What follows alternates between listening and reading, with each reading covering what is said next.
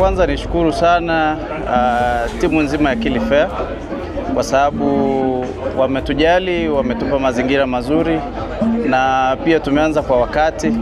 Kili Fair tunataka tuwaombe watupe sapoti ya muda kidogo tena, tukiweza kufanya maandalizi mapema kabla ya Kili Fair. At least tuwe na wiki moja ya maandalizi ama zaidi. Lakini binafsi niseme Dom, mbarikiwe sana, umefanya kazi nzuri sana.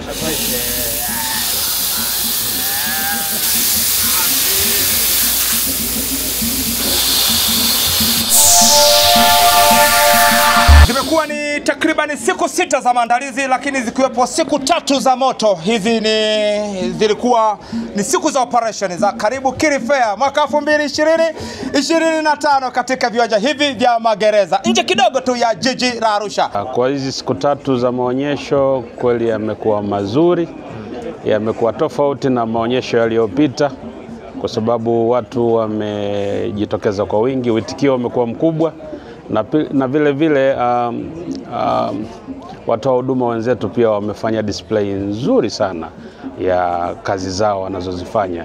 Nikiwa naongelea hayo mahema, hizo rooms walizoweka, mabanda yao yamependeza. Na moja ya banda pia lilotia fora ni la kwetu la Baobab Camp. Mmeiona faida au thamani ya nyinyi kuja hapa? Kabisa, big time. Tumeona thamani kubwa kwa sababu witikio ulikuwa mkubwa na watu wana appreciate.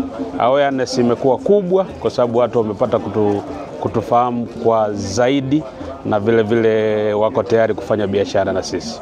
Kwa sasa tuna camps 2 ambazo zinafanya kazi. Moja iko Central Serengeti na nyingine iko kule Northern Serengeti.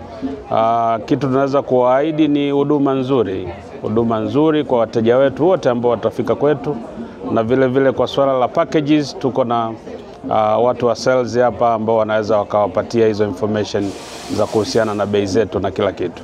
Maonyesho yamefana sana, tumekuwa na watu wa kutosha na hadi sasa tunaendelea kupokea watu.